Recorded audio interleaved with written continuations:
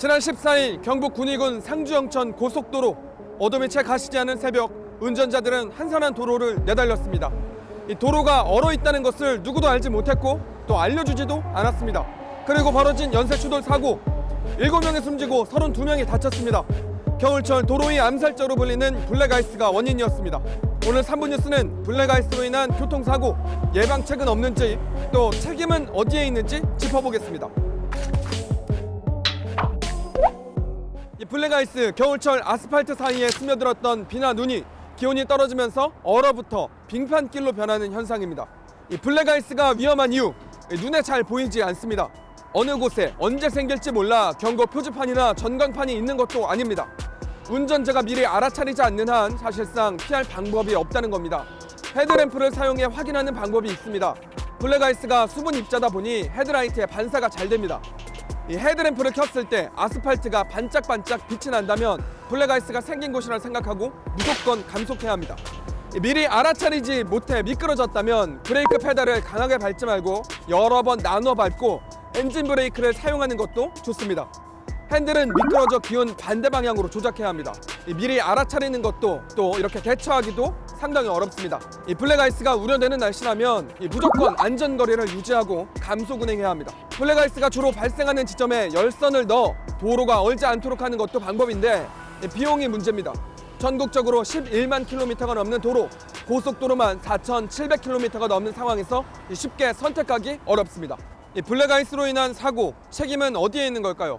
도로를 관리하는 업체나 기관의 책임일까요? 운전자의 과실로 봐야 하는 걸까요? 이 국가배상법엔 도로 같은 영조물의 관리 부실로 인한 하자가 발생할 경우 배상이 가능하도록 규정했습니다. 하지만 도로관리기관으로부터 배상을 받기란 정말 쉽지 않습니다. 도로 결빙의 직접적인 원인이 도로 관리 책임자에게 있어야 하기 때문인데요. 예를 들면 자연 상태에서 도로가 결빙된 것이 아니라 도로 인근 수도관이 누수돼 도로가 얼었고 사고로 이어졌다면 책임을 물을 수 있습니다. 이런 예외적인 상황이 아니라면 블랙아이스로 인한 사고 사실상 운전자 과실로 돌아갑니다. 과거 결빙 사고 위험이 큰 지점에 도로관리기관이 위험 표지판을 세워놨어야 한다는 주장에도 법원은 사고 책임이 운전자에게 있다고 판단했습니다. 결국 극히 예외적인 도로관리자의 과실이나 관리 소홀이 확인되지 않는 한 사고 책임은 운전자에게 있다는 겁니다.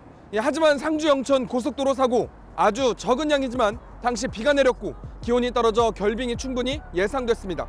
도로관리기관이 재빙 작업에 제대로 나섰는지 등 대처가 적절했는지 경찰 수사가 이뤄지고 있고 그 결과에 따라 책임 여부도 영향을 줄 것으로 보입니다. 마지막으로 지금 보시는 영상은 지난 11월 15일 원주에서 발생한 블랙아이스 사고 영상입니다. 고속도로에 사고가 났을 때 뒷차량 수신호 준다고 서 있으면 절대 안 됩니다. 추가 사고로 이어질 수 있어 도로 너머 멀리 빠져 있는 게 좋습니다. 블랙아이스로 인한 사고 매년 반복됩니다. 기상현상에 의한 어쩔 수 없는 사고, 운전자의 과실 탓으로 돌릴 수만은 없습니다. 도로공사와 교통안전공단 등 관련 기관과 관계자들의 근본 개선책 마련이 필요합니다. 오늘 3부 뉴스는 여기까지 하겠습니다.